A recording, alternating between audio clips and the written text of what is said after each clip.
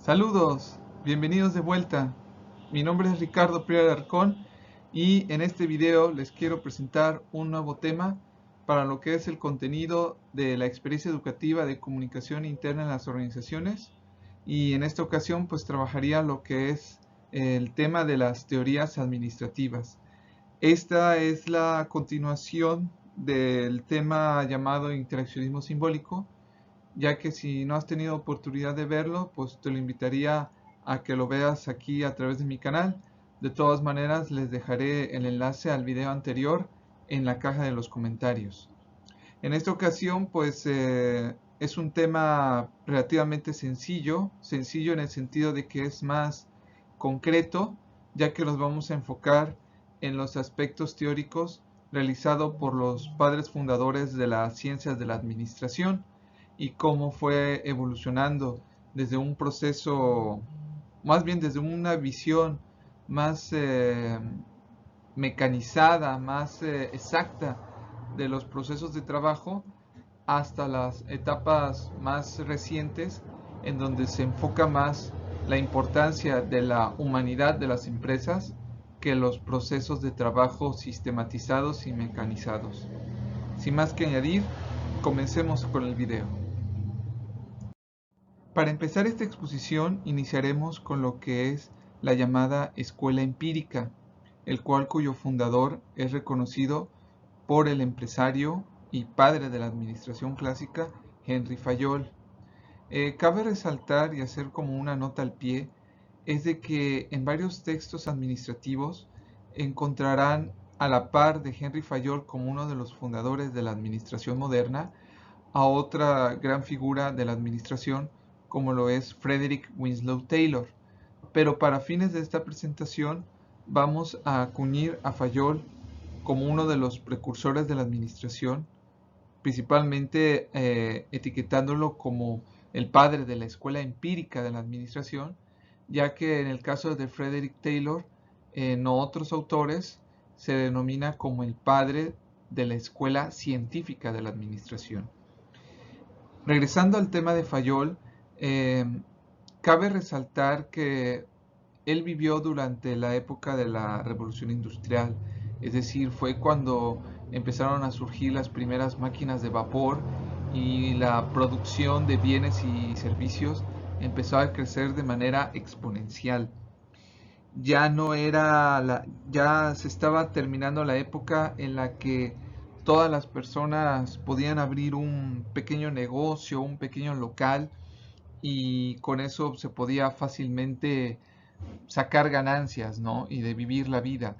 No, aquí en este aspecto, ya con la capacidad de producción, eh, empezaba a haber un descontrol sobre los procesos de trabajo.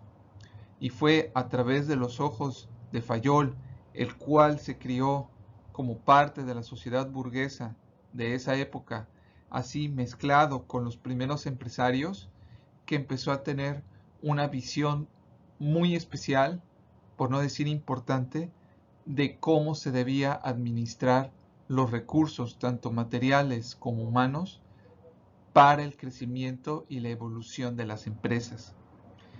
Ante este tipo de situación, y obviamente también bajo su formación en ingeniería minera, fue que empezó a darse cuenta de que la organización era algo fundamental para, para el buen funcionamiento de las organizaciones, valga la redundancia. Insisto, quizás para nosotros, los oyentes, quienes estamos viendo este material en esta época, se nos hace bastante obvio, cotidiano, decir, claro, una empresa debe de estar organizada, debe de estar estructurada para funcionar bien, el trabajo en equipo, el dividirse las labores, las funciones. Para nosotros eso ya es normal, pero eso es debido a que figuras como Henry Fayol hicieron, o más bien promovieron, la idea de que la organización no se debe de trabajar con desdén ni con desorden, sino que debe de estar distribuido. y obviamente a través de esta distribución era como íbamos obviamente a tener una evolución, un crecimiento y obviamente mayores ganancias. De hecho, es tan importante su contribución a esta visión que incluso Fayol decía que la administración, es decir, la ciencia de administrar el tiempo y las habilidades del ser humano en su sociedad, debía ser aplicado no solamente en las empresas, o sea, en el ámbito laboral, sino que también debía de utilizarse o debe de utilizarse en el ámbito personal. Podemos decir que bajo esta noción, Fayol fue definitivamente un visionario y que gracias a su visión se empezaron a verse la vida de una manera más organizada y con mejor administración. Pero ¿cuáles fueron los aportes que Henry Fayol dio? Esto es lo que veremos a continuación. Una de las aportaciones principales de la escuela empírica de Henry Fayol fue la construcción del ahora denominado modelo administrativo. El modelo administrativo estaba conformado por tres elementos fundamentales: la división del trabajo, el proceso administrativo y otros factores de índole técnico. Podemos decir que en el caso de la división del trabajo, como su nombre indica, era que para que hubiera mayor efectividad y eficacia de trabajar, se debía de repartir las actividades en pequeños grupos de trabajo, obviamente destinados a un solo objetivo. Obviamente estos objetivos conectados a un propósito mayor, que es el enriquecimiento de la empresa y su crecimiento. Aquí podemos notar que Fayol, repito, fue un visionario, ya que debido a esta forma de pensamiento se logró ahorrar el trabajo. Imagínense que antes de Fayol cualquier persona podía trabajar a la hora que quisiera, trabajar en el departamento que quisiera, y podía trabajar un día en el departamento A y otro día trabajar en el departamento B, podía estar trabajando en los puertos y luego estar trabajando en otra parte. En fin, insisto, nos suena muy caótico pensar de esa manera, pero si lo podemos a pensar, antes de las empresas no había nada, no había ningún cimiento, ningún preconocimiento sobre cómo laborar de una manera masiva y más en una organización o en una empresa. Y con Henry Fayol nos dijeron: hey, dividámonos y conquistaremos. Es decir, que entre nos dividamos podremos trabajar de mejor manera y en menor tiempo posible. Aquí también otro elemento fue la elaboración del proceso administrativo, en donde, como su nombre indica, es un proceso, se tiene que crear un plan de trabajo para poder alcanzar un objetivo.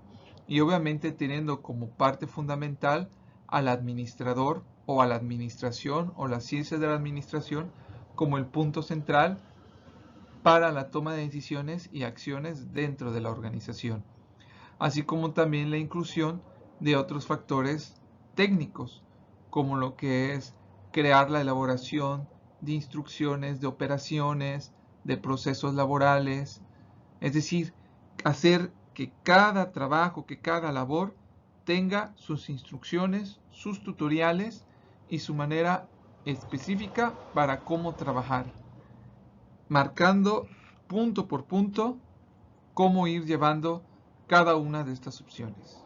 Insisto, Fayol dijo: todo debe de sistematizarse, todo debe de trabajarse.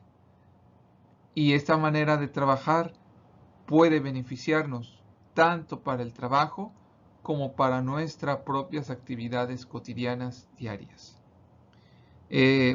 Insisto, podríamos decir que Fayol suena algo estricto, pero todo técnicamente lo que él propuso era más como acuerdos, propuestas, más no había un elemento de imposición. La sistematización, la mecanización de los procesos no se llegó a notar tan fuertemente bajo la influencia y la dirección de Fayol, sino que eso más bien se ve reflejado en el que es su contemporáneo Frederick Taylor, con sus aportaciones de la Escuela Científica de la Administración, pero eso lo veremos más adelante dentro de esta exposición. De acuerdo con Fayol, toda empresa industrial tiene que tener presentes los siguientes 6 grupos de funciones. Las funciones técnicas, que son aquellas a través de las cuales se realiza la producción de bienes y servicios. Las funciones comerciales, en las cuales la empresa necesita tanto saber producir eficientemente como comprar y vender bien. Están las funciones financieras. Estas son imprescindibles, ya que a través de una hábil gestión financiera se puede sacar el mayor provecho posible de las disponibilidades, evitando aplicaciones imprudentes de capital. Están las funciones de seguridad, las cuales están enfocadas en la protección de las personas y de los bienes de la compañía, ya sea contra robos, inundaciones u otros elementos afines. También están las funciones contables, las cuales están relacionadas con los inventarios, los registros, los balances, los costos y las estadísticas. Y por último están las funciones administrativas, las cuales se encargan de coordinar y sincronizar las demás 5 funciones previamente dichas. Estas constituyen el objeto principal de estudio para Henry Fayol, pues en su época aún estaban en pleno desarrollo y concreción. Insisto, y volvemos a mencionarlo, Henry Fayol fue un visionario, ya que él consideró que para que se pudiera una empresa desenvolverse de manera correcta, debían de asignárseles diferentes funciones y roles fundamentales dentro de la empresa para que pudieran tener un desarrollo óptimo.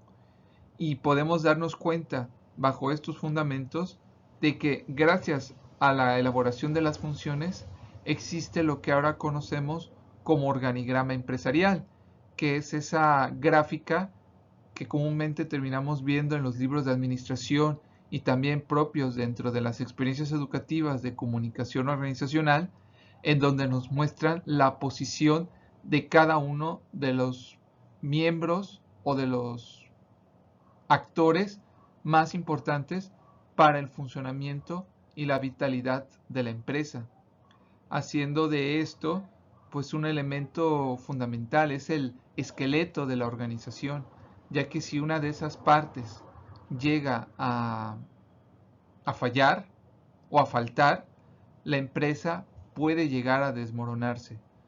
Por eso vuelvo a decirlo, Henry Fayol, a través de la distribución de las funciones de trabajo, hizo una gran aportación a la comunidad científica administrativa.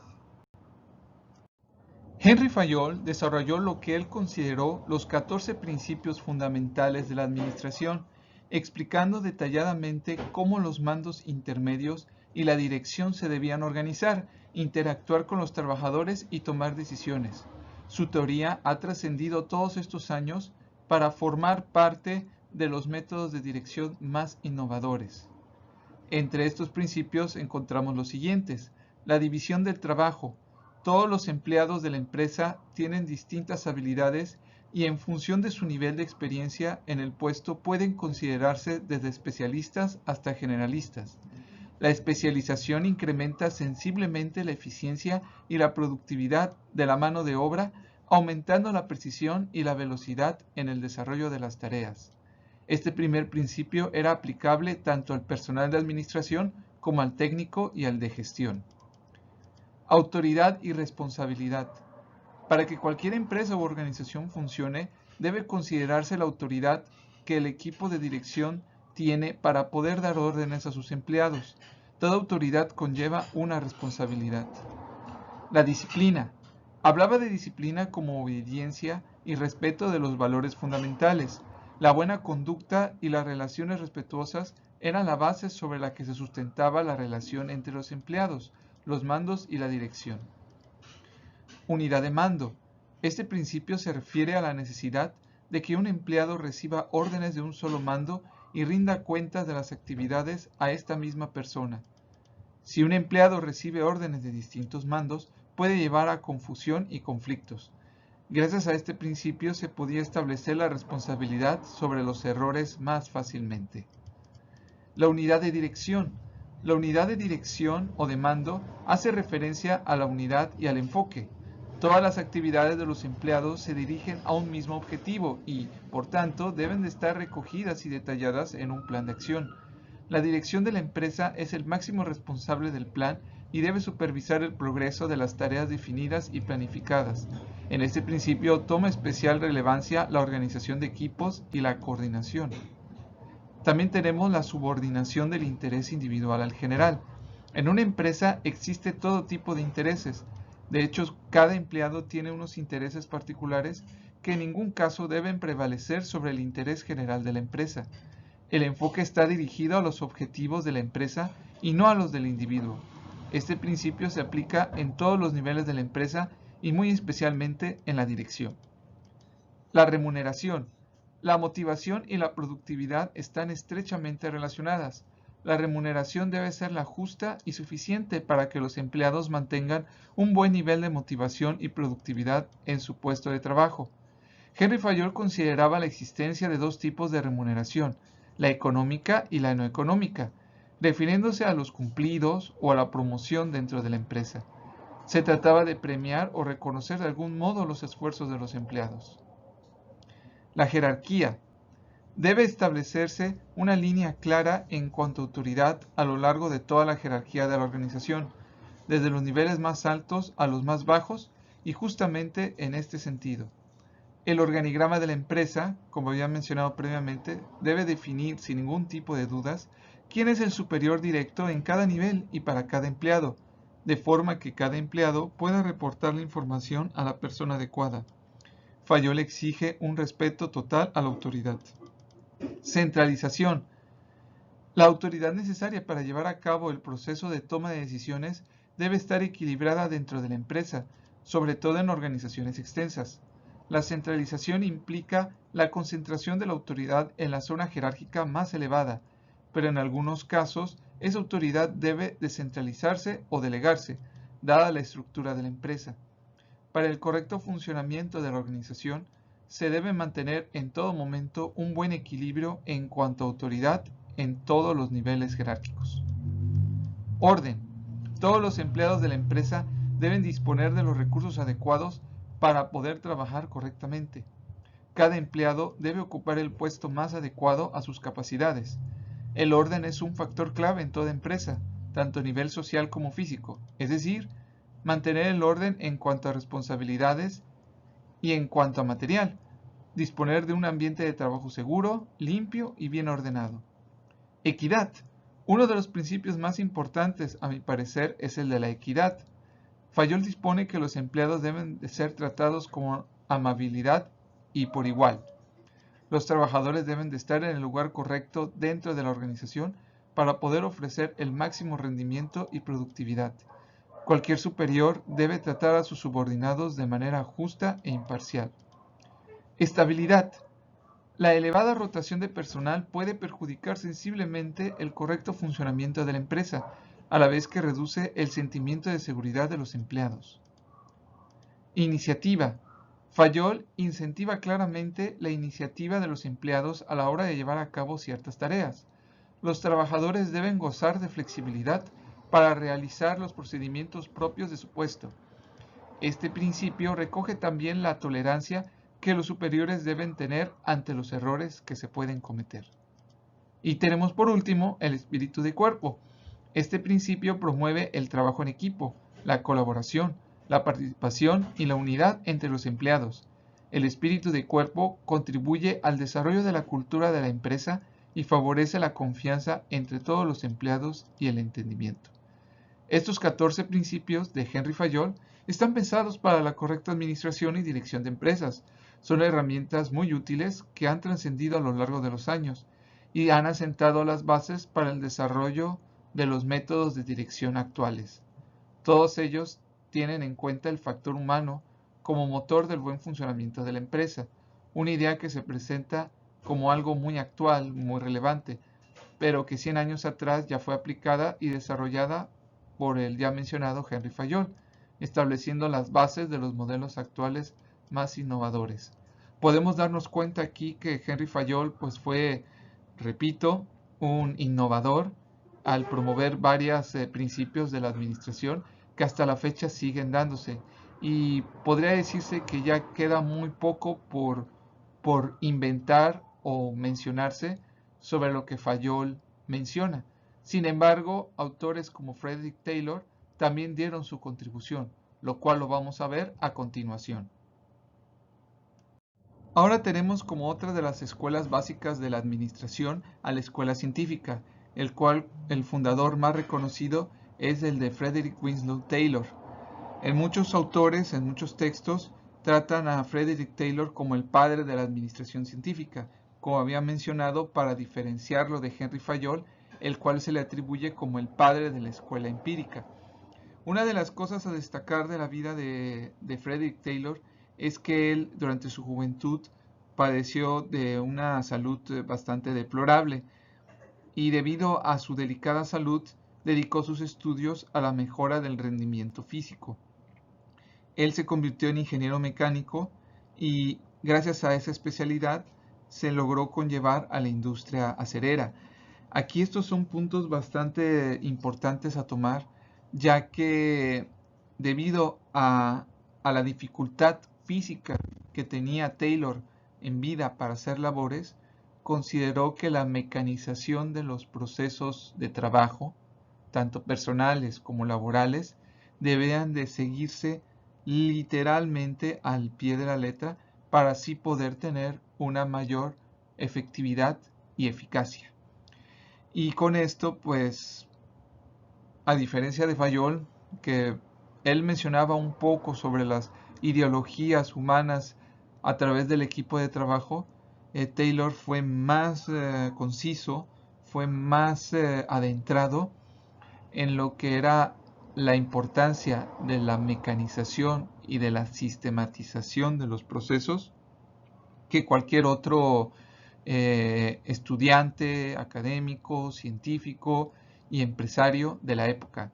Y Taylor pues fue una gran influencia para muchas empresas, sobre todo todas las que son del sector industrial, que consideran a Taylor como una gran figura y una inspiración para su trabajo. Sus aportaciones las veremos ahora a continuación. Entre los principales aportes de Frederick Taylor relacionados con la ingeniería industrial y así como también aplicados a la administración, tenemos la determinación científica de los estándares de trabajo, es decir, el estudio de movimientos, los tiempos temporales y la estandarización de las herramientas, así como también el sistema diferencial de primas por pieza y el mando funcional. El trabajo de Taylor, también conocido como la revolución mental, se describió como un precedente para el establecimiento de lo que ahora se le conoce como la dirección científica. Entre los principios que se pueden encontrar de la escuela científica de Frederick Taylor está sobre todo lo que es la selección de obreros, la responsabilidad compartida y la aplicación de la administración. La selección de obreros consiste, como su nombre indica, en poder elegir a los trabajadores antes de iniciar sus labores al interior de la empresa, a través de una revisión del perfil y de las habilidades, aptitudes y actitudes requeridas para poder cumplir el trabajo con la mayor efectividad posible. También está el principio de la responsabilidad compartida, el cual nos indica que el trabajo debe ser equitativo en todos los departamentos y debe ser tratado con la misma igualdad y con la misma importancia. Y también lo que es la aplicación de la administración como el punto central de toda la toma de decisiones en las empresas. Este último punto podemos notar que se parece bastante a parte de los aportes científicos e ideológicos que Fayol hizo durante la escuela empírica y que también Taylor lo aplica dentro de la escuela científica.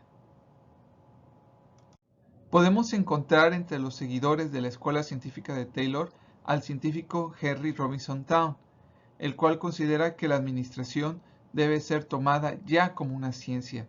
Él fue la parte fundamental para poder contribuir a todo ese conocimiento adquirido tanto por Fayol como Taylor para considerar todos estos fundamentos, todos estos conocimientos, todas estas teorías, ya como parte de un compendio científico de mayor validez y renombre. Cualquier tema que fomente la productividad debe contribuir a la teoría de la ciencia administrativa. Con Town podemos darnos cuenta que el conocimiento no solamente debe delimitarse a cosas vistas desde la perspectiva de la administración. Aquí ya empezamos a ver un vistazo de que las ciencias sociales y políticas e incluso las ciencias naturales pueden involucrarse en cualquier idea que sirva para mejorar los procesos de trabajo de la institución. Henry Robinson Town propuso la teoría del costo por proceso. Lo que un departamento gana, otro lo pierde. Aquí habla sobre una cuestión de igualdad. No puede existir igual elementos a favor dentro de un departamento. Es decir, que mientras que uno termina obteniendo algo, el otro lo pierde. Pero también va esto en un constante renovación. El reparto de las utilidades, él proponía que debía haber entre la empresa y el trabajador, debe ser del 50% cada uno. Aquí podría decirse que es un tema debatible, sobre todo para aquellos que no tienen una visión empresarial, pero tomando en cuenta de que Town, Taylor y Fayol y otros autores que mencionaré posteriormente eran los que estaban haciendo crecer a las organizaciones, pues era bastante lógico que el administrador, el gerente, fuera el que tuviera la mejor cantidad de ganancias posibles en relación con lo que ganaría una persona que nada más da aportación física en ello. Cabe aclarar que esto no significa que el trabajador sea menor de capacidad o de importancia que la institución. Pero Henry Robinson Town menciona que siendo los administradores el cerebro de la organización, debían de tener una mayor relevancia, por lo menos en ganancia, que el resto de los miembros que conforman las empresas. Otro seguidor de la escuela científica de Taylor es Henry Lawrence Gantt. Él es el creador de lo que ahora se le conoce como la gráfica de Gantt, que es en sí un cronograma de actividades donde se describen las operaciones para una planificación temporal. Gantt propone que se deben de desarrollar hábitos de eficiencia dentro de los trabajadores para poder hacer una planeación mayormente efectiva. Desarrolló un sistema de bonificaciones añadidos al salario si se ejecutaba el trabajo dentro de una jornada de tiempo estandarizada. Aquí podemos darnos cuenta que a pesar de que quizás algunos no conozcan el nombre de Gantt, es una figura que también ha sido importante en nuestra cotidianidad, ya que en base a al proyecto o al producto conocido como la gráfica de Gantt, es que nosotros estamos ya acostumbrados a organizar nuestros tiempos. Aquellos quienes han estudiado en la escuela seguramente han hecho su horario de actividades, han hecho su itinerario de trabajo, han visto cómo, por ejemplo, en los aeropuertos funcionan las aerolíneas con las guías de dónde va a aterrizar el avión, en qué terminal, en qué horario, el número. Todos esos elementos que influyen mucho la cronología, el tiempo, se lo deben principalmente al trabajo de Henry Lawrence Gantt y también al sistema de bonificaciones, que es algo que incluso el mismo Fayol ya había mencionado en sus trabajos y que se menciona en esta presentación. También Gantt menciona que es importante la bonificación, pero en relación al tiempo a favor que tienen los empleados al momento de ejecutar una tarea. Es decir, que si lo hacen en menos tiempo, van a recibir una bonificación por ello. En este aspecto, Gantt también fue importante y por lo que podemos ver, sus ideas estaban muy ligadas al pensamiento que Frederick Taylor proponía en su Escuela Científica de la Administración. También otro de los seguidores de la Escuela Científica de Frederick Taylor está Frank y Lillian Gilbert. Mientras que Frank se enfocaba principalmente en los estudios técnicos, ella se enfocaba en los asuntos humanos. Frank y Lillian Gilbert, en colaboración con Taylor, se dedicaron al estudio de los llamados micromovimientos a través de la utilización de películas, las cuales con ellas medían el tiempo y la actividad del trabajo. De aquí surgió el término conocidos como los Terblics o patrones de movimientos, los cuales se clasificaban en símbolos, colores y letras. Aquí podemos ver que el factor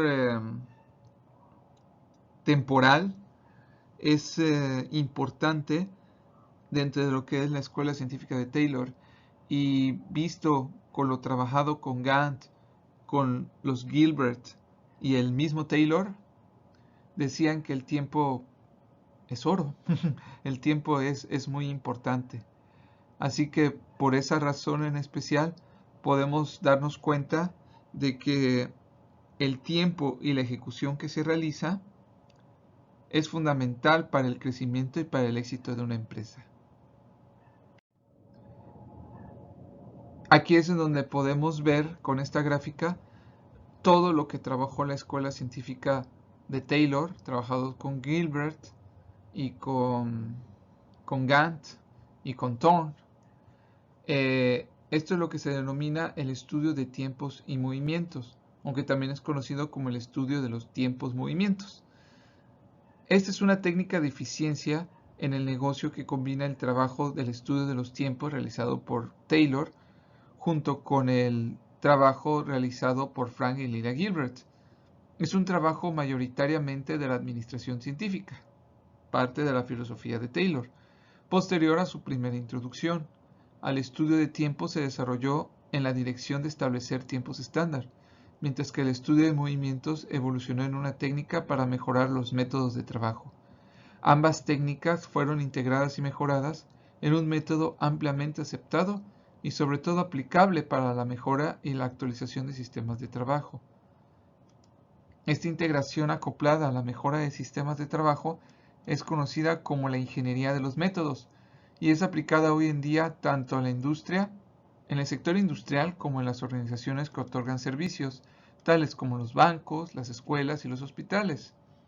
El estudio de los tiempos es una observación directa y continua de una tarea utilizando un dispositivo preciso para medir el tiempo, como puede ser un cronómetro decimal, un cronómetro electrónico asistido por computadora, o se puede decir como una cámara de video, para grabar el tiempo que se toma para completar la tarea a estudiar.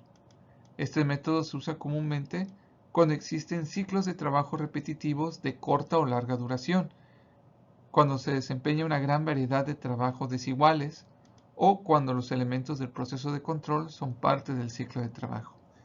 Entonces, para cerrar la parte de la escuela científica, podemos darnos cuenta que para poder realizar o analizar una tarea, tenemos que tomar en cuenta el tiempo estándar permisible, es decir, aquello que se pueda ver, en relación con la cantidad de movimientos físicos que se pueden realizar para poder completar la tarea.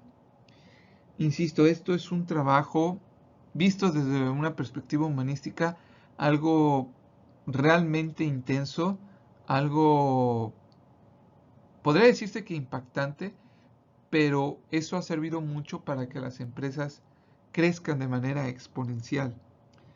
Y en ese aspecto, gracias a las aportaciones de las escuelas empírica y científica, es que llegamos a tener las empresas como las conocemos hoy en día. Sin embargo, al pasar el tiempo, se empezó a descuidar un poco lo que es el aspecto humano, pero ahí es en donde empezó a surgir una nueva escuela, que es la que conocemos como la escuela humanística. De la escuela de la humanística, o también conocida como las relaciones humanas, tenemos como uno de sus mayores fundadores o precursores de este movimiento a Elton Mayo. Sus bases se oponen a la escuela clásica de Fayol y a la científica de Taylor. Su enfoque tiende a ser más humanista, tomando al obrero como un elemento fundamental de la organización. Uno de sus trabajos más destacados es el llamado el efecto Hawthorne. Este también se le conoce como el efecto observador. Es un tipo de reacción en el cual los individuos modifican un aspecto de su comportamiento al estar conscientes de estar siendo observados. Originado de la investigación hecha por el mismo Mayo en las fábricas del mismo nombre en la ciudad de Chicago, se indicó que el trabajador reaccionaba mejor ante los incentivos. Autores posteriores aseguran que el efecto positivo no se estaba dando principalmente, como parte de la investigación. Les voy a hacer la explicación un poco más a detalle. Elton Mayo, cuando inició su trabajo, decía que la iluminación y todo el ambiente del trabajo podía influir mucho en la conducta de los empleados y obviamente por consiguiente en lo que es su efectividad y los tiempos de trabajo que se realizaban. Cuando Hawthorne y su equipo de trabajo, cuando Elton Mayo estuvo trabajando en el proyecto en las fábricas de Hawthorne, él descubrió que los empleados, al recibir una atención personalizada, una atención dedicada por parte de la comunidad científica, ellos empezaron a responder de manera positiva. E incluso entre las preguntas que se estuvieron haciendo en relación con el ambiente de trabajo, los empleados llegaban a mencionar de que ellos se sentían mejores física y anímicamente cuando su supervisor les calificaba bien de su labor. Entonces Mayo empezó a decir, empleados contentos, una empresa eficiente. Entonces con esto podemos darnos cuenta de que Elton Mayo vio la oportunidad de decir, hey, sí, la sistematización es importante, la división de trabajo también es fundamental, pero hay que pensar de que las instituciones están hechas por personas, y si las personas, anímicamente hablando, no están bien, puede repercutir en los procesos de trabajo. Aquí lo que les estoy mencionando en pantalla es que el problema que llegó a tener Mayo al realizar este trabajo es que sus resultados fueron criticados por la comunidad científica. ¿Por qué? Porque al momento de ver que ellos estaban afectando el fenómeno de la investigación, es decir, ellos estaban involucrando en lo que estaban analizando, los empleados reaccionaban bien ante la visita de extraños, dando a entender de que solamente estaban diciendo eso con la intención de complacer, mas no porque fuera realmente una necesidad. Ahí es en donde la gente o varios de la comunidad científica administrativa hablan del efecto Hawthorne de Elton Mayo como el efecto observador, que en otras palabras significa que si alguien te ve, te vas a portar bien, pero cuando no te ven, no te portarás bien. Es una cuestión que quizás para los administradores que estén viendo este video realmente lo tomen a favor. La crítica que se le da a Elton Mayo durante este estudio, ya que se consideran de que tratar a la gente con delicadeza no es algo importante. Sin embargo, para el científico social, para el profesional de la comunicación, sí es importante tener en cuenta los aspectos emocionales. Ya habíamos tratado en otros videos la importancia de los símbolos, de los signos, al momento de comunicar un mensaje hacia otras personas. Entonces, con esto podemos darnos a entender de que también la gente, dependiendo de su estado de ánimo, repercutirá mucho en las empresas, porque a veces las decisiones que se toman al interior de la organización no necesariamente son frías o calculadoras.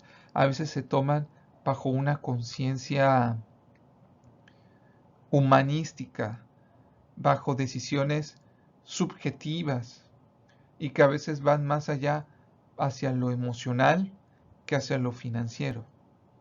Insisto, yo sé que son casos muy raros, porque hablando de las empresas como tales, la empresa como un ser, como una entidad, su interés principalmente es el incremento de bienes, la recaudación de recursos. Sin embargo, hay que recordar, y con esto reafirmo esta última parte de la presentación, de que las empresas están conformadas por personas. Y más que preocuparse por los incrementos de los ingresos y de las ganancias monetarias, lo que se debe de buscar al final es el bienestar de la gente, tanto de los empleados como del público externo que se enriquece y se beneficia de la organización.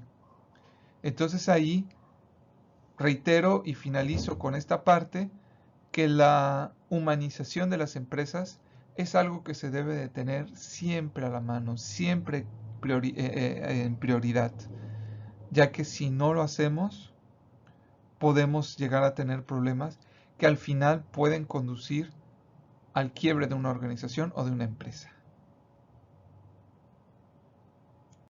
Muy bien, y con esto concluimos lo que es el tercer tema del programa de comunicación interna de las organizaciones.